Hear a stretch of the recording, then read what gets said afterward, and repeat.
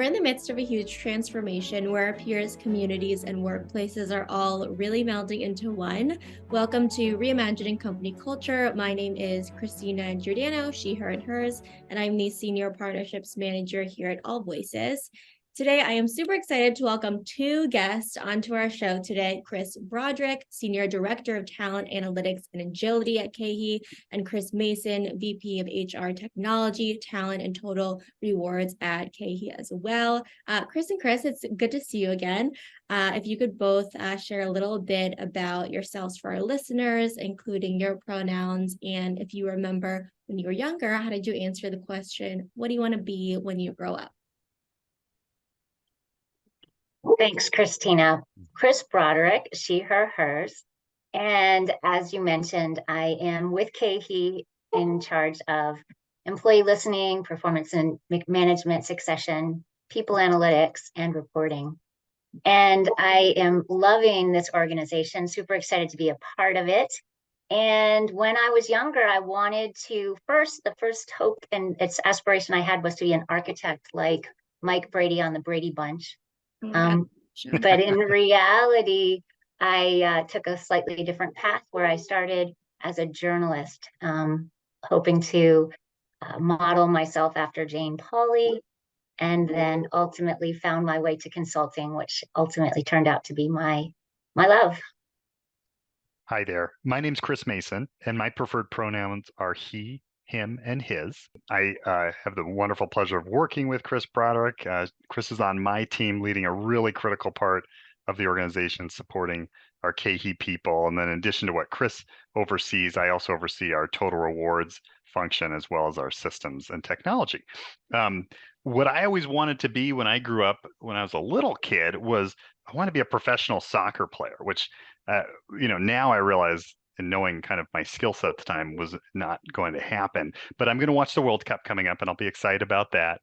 As I got older, I realized I should really probably, get a degree in something. I ended up pursuing industrial and organizational psychology and have a PhD from DePaul University, which really led nicely into the areas of talent management, analytics, and learning and development in the corporate world. So I've worked for companies kind of large and small, OfficeMax, Sears Holdings for a while. Smaller than KeHe is Patagonia. That was my last company, and that's really where I got hooked on purpose-driven companies and followed that purpose to KeHe, and really enjoy the fact that it's a company that cares about being a force for good in the world. We're a B Corp, and we try to use business as a force for good. So excited to be here, excited to talk to you about KeHe today. I love that. I mean, when we met in person, I feel like the first time that we spoke, you both had such passion for KeHe and the culture and really business for good, which is really important to me as well, and to folks at AllVoices too. I want to start off by asking, it's in the title of our interview series, around company culture. How have you thought about really reinventing the way you look at company culture, especially in the past few years when business as usual was literally out the window? It really went completely out the window, didn't it, Christina, in terms of business as usual, particularly for the segment of the workforce that was used to working at a desk, in the office. So we at KeHe have in fact, the largest segment of our workforce is our deskless workforce. We now, refer to them as that. They're in our warehouses. They're driving trucks. They're out there on the front lines. And for them, what changed a lot was around kind of the big value proposition was, how do you keep me safe? Are you paying me a fair wage? Are you paying me a thrivable wage? Can I continue to kind of grow in what I'm doing? So there's a lot that changed there. But in terms of the day-to-day work, it didn't change that much. They're still in a warehouse. They're still doing some of the things they have to do before COVID. The workforce tied to the desk really changed a ton, right? And it sort of was a whiplash experience where went to complete remote. When you surveyed people, turns out a lot of people in their careers had worked remote before, but they had never seen it across the whole workforce. They were getting used to that, right? Now we're trying to figure out, well, what's the right balance? And we're very much embracing, the hybrid kind of approach to this. The core culture, though, of KeHe, what I think was great about working here is it's always been about where KeHe goes, goodness follows, and we serve to make lives better. Those are some of our kind of big phrases and things we say, and that's very people focused. And so what was nice about working at a company like this is COVID hits, and the core culture just goes into overdrive, saying, well, how do we take care of our people? How do we support them through this? How do we just assume we're going to have to adapt and change and do it in a way that helps KeHe. So I don't know, Chris, if you'd say anything else as we've kind of gone through this, but I think over the last few years, it's been a time to double down on the culture we've had of people first and focus and caring about building relationships between people. Yeah, and as a relatively new employee, been here just about 9 months, that culture is so front and center. And there's an idea of extending grace to each other in difficult situations, which quite honestly, I really had never experienced in such a tangible way. Whereas people literally verbalize that kind of expression to each other when things are tough, right? Like, don't worry about it. Like, we're extending grace here. Don't stress over it. Which really is super reassuring for folks as you enter a new organization to understand that you've got the support and encouragement from those around you. I think that's also important to have common language to extend to each other as well, and what you mean by that too, in terms of serving to make lives better and those tangible examples. I want to kind of touch on that a little bit more because, research has found that folks are really expecting and wanting employers to participate in their full lives inside and outside of work. More than 60% of employees in one study said it's really important for their company to share in the caring for their families and communities. So along those lines, how are you really showing up for employees and their families and the communities? If you could share specific examples for folks listening. Yeah, I mean, let's face it, there's areas here, as you say, that we want to get even better on this. But we do strongly believe in this concept of whole person at KeHe, and we even say to people, bring your whole self to work, in the sense that we know that there's a whole bunch you're thinking about, you're passionate about, maybe you're struggling with, that's even outside of work, and we're going to extend grace around that. We're going to try to support you around that. We're not going to try to have you bring something out of you that you don't feel comfortable about, but just know we know you're a whole person. We know that there's more to you than just the job that's happening. And so some of the things we did do while we were going through the pandemic is I wish we had done even more listening. We have Chris here who's putting a much better program in place than we had back then, but we do some sporadic pulse surveying where we can, and a lot of it was around trying to get a sense of are people struggling with that work-life balance in a new and different way? And yeah, of course they were, right? Like they had never worked from home sometimes before, where their kids are home and everybody's in a different room of the house on Zoom, and one's going to school and one's whatever. And that was where people said we need more help and support. And so we started doing what we could to train managers around that and get their head around, okay, you need to be supporting the whole person here, and understand that people are juggling their lives. We actually had some change management we had to do, I think, as well, to get managers' heads around. Their people are working all the time now, not just when you see them work, right? And as a result, though, they need more flexibility. So we started encouraging things like, if you've got like, now it's totally acceptable in the culture to say, hey, I've got to jump off at my 3:30 call. I've got a hard stop because I'm picking up my kid and I'll be back. Or I might be in the office for part of the day, but I'm going to head out a little bit early, take my last few meetings from home after I, pick up the kid. That wasn't the case in the old culture, previous to this in kind of old KeHe before COVID. And so it's about taking what we always knew about in our culture that was good, which is respecting the whole person, but now applying that to this new hybrid workforce that has to meld their lives together. Anything else you'd say, Chris, about how we've approached that? No, I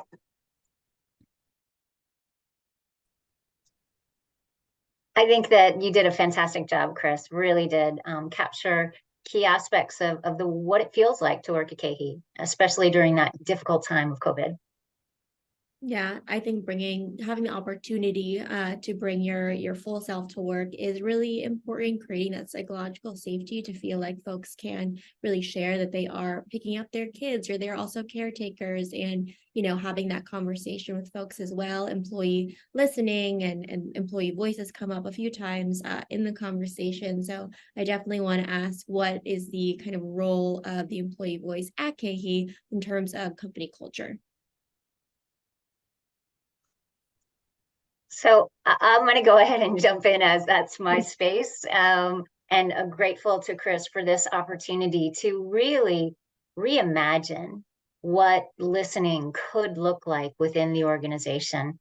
Previously, KeHe was committed to listening, had a very formal and traditional approach of an annual survey in place, with a large number of questions where once the survey was executed, then there would be a, say, 3-month period of analyzing that data. And then after 3 months, managers would work to put action plans in place and then, execute those over time.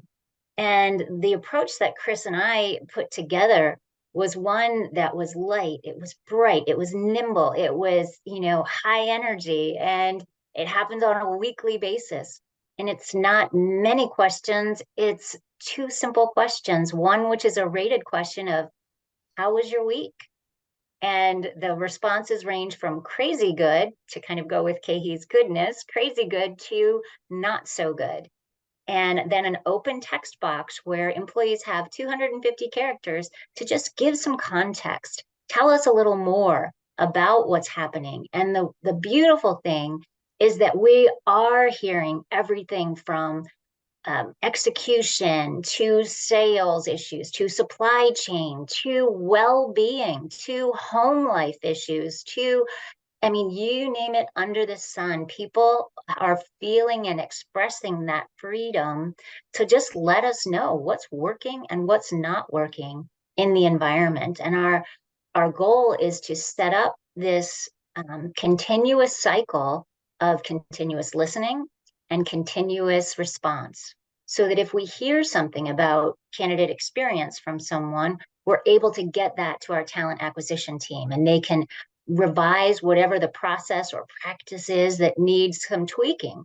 Or if it's something about onboarding, or if it's something about the way our IT is working, we'll get that to IT. But it's really this idea of wiring up a system that is smart enough to know what's being said and who's the right one to solve that problem.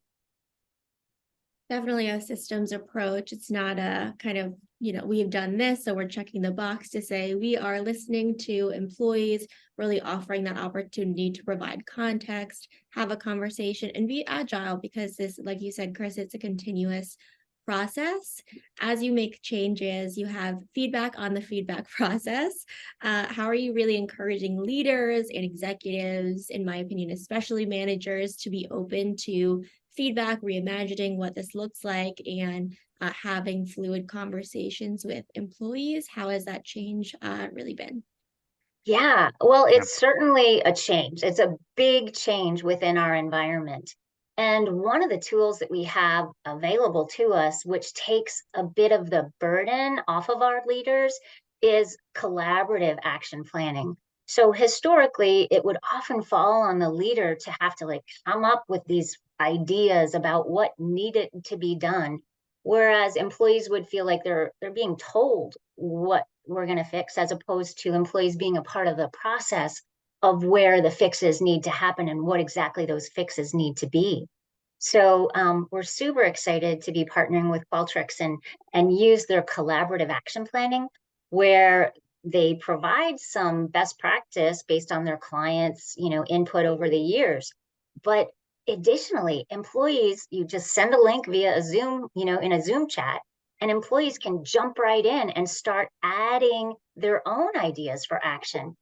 And a great part of it is that it's completely anonymous. So nobody knows, was that the leader who put in that comment or that particular action? Because often when a leader puts something in, then everybody will vote for that one, right? Because they want to be in the good graces of the leader.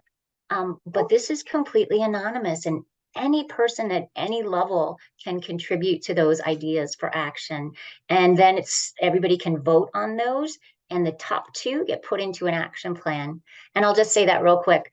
Our action planning model is so simple. Pick one topic. So in the dashboard, leaders have bubbles. Some are larger than others. The larger bubbles means that more people kind of provided comments around that topic. And there's sentiment for guidance for the leaders that say, was this particularly positive or negative? So they have that insight as well.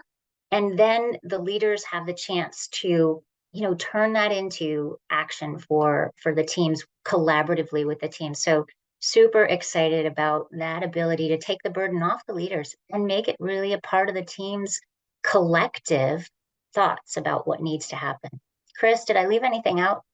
All I want to do is say, let me just share a quick example of how that looks in action with some of the teams that I think are doing it well. And then, selfishly, we'll share one from our own team, just so how we try it. And it's been such a powerful shift, and you said it right, Christina, to a much more agile approach that Chris has been able to put in place. And what's great about that is it also takes a little pressure off of it, right? When you're doing big event-based stuff once a year, you start wringing your hands like, did I get it right? Do I have all the data right? I better pick the right action. Here, especially with our salaried professional populations in the kind of hybrid world, we're thinking a lot more in terms of quarters, and we're saying, look at some of the trends coming in from these data weekly, and pick something for the quarter, right? So we've seen some big and small things. What I love about this kind of approach is sometimes it's little things that make a big impact. So there was one team that learned they were doing popcorn. Just as like kind of a fun thing for everybody. But people felt like the utensils for the popcorn weren't very good. So that's easy. They just swapped out the utensils, and you saw that immediately change, and it nice little spike for the week. Little thing, right? Other times it's a bigger problem. We've learned, boy, we could be doing a lot better in communicating how people start or get hired on or move roles within human resources. That's like something we're seeing. And so we've tried to, improve our templates. And then a couple weeks later, you start seeing some comments come in like, hey, better communications. You're like, oh, good. What Chris and I have been doing with our own teams is we learned the people were saying they really need a little bit more space for self-care and for wellness and well-being support as we go into this kind of, the back half of the calendar year, and there's all these holidays and various things coming up. And so we did some action planning with the team, and they came up with these ideas. And one of the ideas that emerged was, let's try just a simple kind of focus time on Fridays. Let's just block out our calendars a little bit better, use the time to unwind. Let's pass around some ideas around self-care, et cetera. So just to give some ideas of, you can try things big and small. We'll try it. We'll turn around a few weeks. We'll find something else. We'll keep trying. And it becomes this ongoing kind of conversation and way of supporting your people just over time. I think it's powerful. It's a different mindset, but it's working. And the last thing that I'll add is that it's really another shift for the way things were to what's happening now, is that we realize that this is a pilot, and some things are going to work and some things aren't. And when something doesn't work, it doesn't mean we need to ditch it completely, right? But let's tweak it. Let's see how we might take a slightly different lens of how to look at this particular thing that we're trying to fix, and try it another way. So that kind of continuous learning and growth mindset around these opportunities is something that we're folding in as well. Yeah, I think being able to iterate on things, really ask questions. Why is it not working? Who is it working for right now? Asking for folks' feedback on the process. I don't necessarily believe in anything being perfect. So rolling out a pilot is a really good idea as well, in terms of when we're thinking about these strategies for folks who are listening, who are also leaning into a hybrid environment. What would you say are key ingredients to really building successful teams in terms of intentional communication, encourage information sharing, and making sure that folks are seen, heard, and understood? Say around hybrid, one of the most important things is, hybrid means by definition, right, that some of the time you're going to be in the office and some of the time you're going to be at home, right, or remote. And when you do have folks in the office, there needs to be you need to be really intentional for why that's required at a particular time that somebody needs to be in there. If people are going to come into an office and simply close a door and sit in front of a laptop, there's really not much call for why waste the gas, right? And have that carbon footprint when in fact you could have done the same thing at home. So creating those opportunities for folks to be relational and to learn more about each other and to collaborate and innovate, all of those are fantastic ways to leverage an in-person experience when someone is hybrid. Chris, other thoughts? Yeah, I just love that word relational. We've started to talk about, okay, days you're in the office, and the way we work is we do encourage most teams to pick a day or 2 days when they're primarily there, so that not just one person's there, right, alone, but you're there and you're connecting. We've started to talk about in terms of this is the time for relational productivity, not just get stuff done, check the task list off productivity. So in other words, you almost need to set your brain in a new way where, similar to how if you're going to travel on a particular day, you're going to have different expectations of the kinds of things you're going to check off your list, right? Here you're in the office, and this is going to be a relational focused day more than it is just getting stuff done. So, and I've really had to retrain myself as a leader where it's like if I have 15 minutes before a meeting, in the past I'd, quickly bang out a task somewhere. I'd knock some emails off or whatever, right? If I'm in the office, I'm like, no, this is the time to get up, go grab some coffee and walk the floor and connect with somebody and chat. Like that is part of the job on that day, is to get out there. So there's an old book about leading by walking around or managing by walking around. Some of those same concepts matter now, and we're trying to encourage everybody to do that. So you just have to rethink why you're in the office. It is part of the job, and kind of rethinking also why you're in the office. What is this collaborative space? And I would argue, I'm sure there's research around this as well, in terms of creating those meaningful connections at work yields a better product and a better experience for everyone. So some would say it's a win-win situation. And I'll just add one last bit around this idea of, creating the right kind of an environment where there's tons of transparency, which is so essential for a hybrid environment, right? Let's make sure that when we're having meetings, we've got the information fully accessible and in shared spaces where people can access it from anywhere. There's a great company called Ultranauts. 75% of their workforce is on the autism spectrum. They have people who can't speak. They have people who, have sensory issues. They are 100% remote from the time that they've started their business, and they're in the data engineering space. So they're very familiar with Agile. They've reinvented all of their HR practices so that everyone can benefit, no matter where they are, no matter what kind of challenges they may be facing. So I love to use that example to just reinforce how those approaches are beneficial for everyone, right? Not just folks on the spectrum, but for all of us, right, when we are in a hybrid kind of an environment. Yeah, I definitely think that's a great example. And also just questions to ask yourself, and a way to think, how can I be doing this better? How can I be more transparent here? How could I be effectively communicating this? Chris, I asked a lot of specific questions around KeHe and what you've seen work really well, and how you're demonstrating being agile. Is there anything that I didn't specifically ask that you want to share with our listeners, or underscoring any key takeaways? I want to pass the mic back to you both. I'll defer to you, Chris Broderick, if you have any final comments. I did want to just mention I just love what you're doing at AllVoices. Keep it up. Keep giving people voice. We're continuing to try to learn, and so we're learning a lot from what companies like you are doing out there. It's really powerful. It's needed now more than ever. I appreciate that. Thank you. I completely agree, Chris. Thank you so much, Christina. What a pleasure to have met you at HR Tech, and so honored to be a part of your AllVoices podcast. But we are a work in progress, and we will be learning over the coming months. So please, let's check in again in another 6 months or so, and we'd love to share the story of what we've learned and where we've landed. I'm excited to check back in and see where we've landed and continue to go. Chris Broderick and Chris Mason, thank you so much for being on Reimagining Company Culture this afternoon. Thank you. Thanks so much. Of course, and as a reminder for folks who are listening at AllVoices, we really believe in employers and employees being seen, heard, and understood. I know it's a requirement for the business to really succeed overall. Have a great rest of your day, everyone.